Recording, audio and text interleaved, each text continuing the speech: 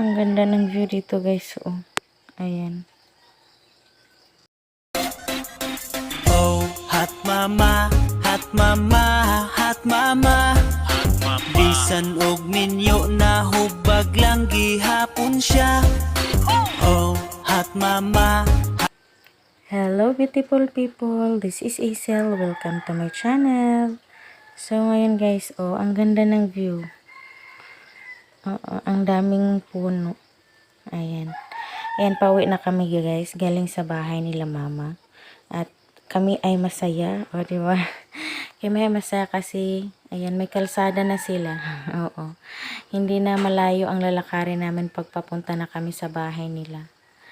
Kasi dati, lakad namin ay 30 minutes kasi tao lang yung makakadaan dito.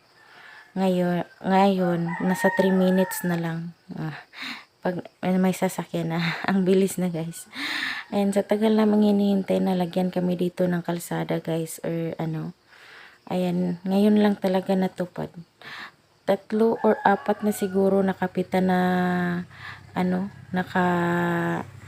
na lumalabay dito na ano, sabihin nila na sige, lagyan natin yan ng kalsada.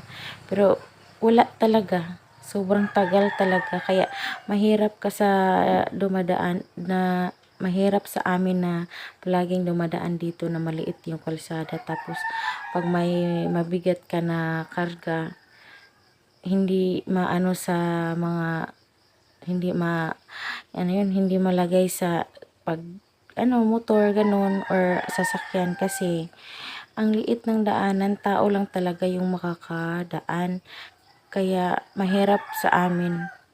Oo, pero ngayon ayun na, sobrang bilis na, may ano na, may malaking daanan na. Oo, kaya ayun, masaya kami na sa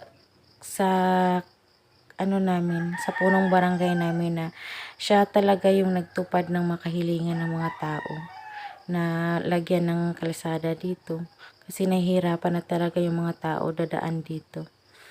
Oo, ang liit-liit na ng daanan, tapos pag may mabigat, ano lang, karga-karga mo yung mabigat na ano, mga gulay or ano pa na pwede ibenta. Kaya yun guys, ano, maraming ano dito, nasisiyahan. Ang ano na guys, oh. Pag ano na to, pag okay na talaga to ay marami na talagang makakadaan dito, guys. Oo. Ganda na ng mga ano, inspired na ang yung ano guys, inspired na yung dumadaan dito kasi ano na, ang laki na ng daanan. Hindi na mahihirapan ang mga tao. Ayun, oh.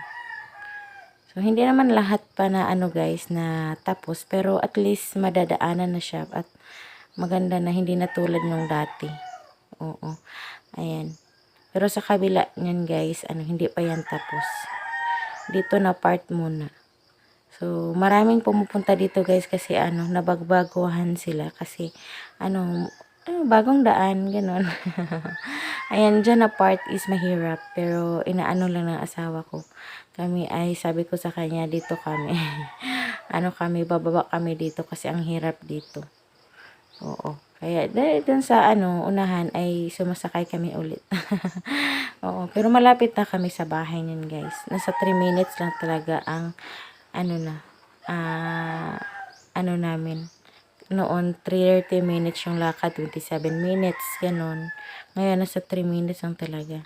Kaya masaya kami na ano na ganito na yung dito nilalagyan na ng daanan. Oo. Sa ila mama, kahit hindi naman masyadong ano malapit sa kanila yung daanan, pero at least ano na lang, hindi na maabutan ng ilang minuto. Nasa ano na 1 minute na lang. Basta malapit na, hindi naman 1 minute, na sa 2 or 3 minutes pa ano na. Ano ka na. Naabot ka na sa bahay nila. Oo, ayan. Kami din guys, ito yung bahay namin. Ayan, dito na kami sa bahay namin guys. Thank you for watching. Bye-bye.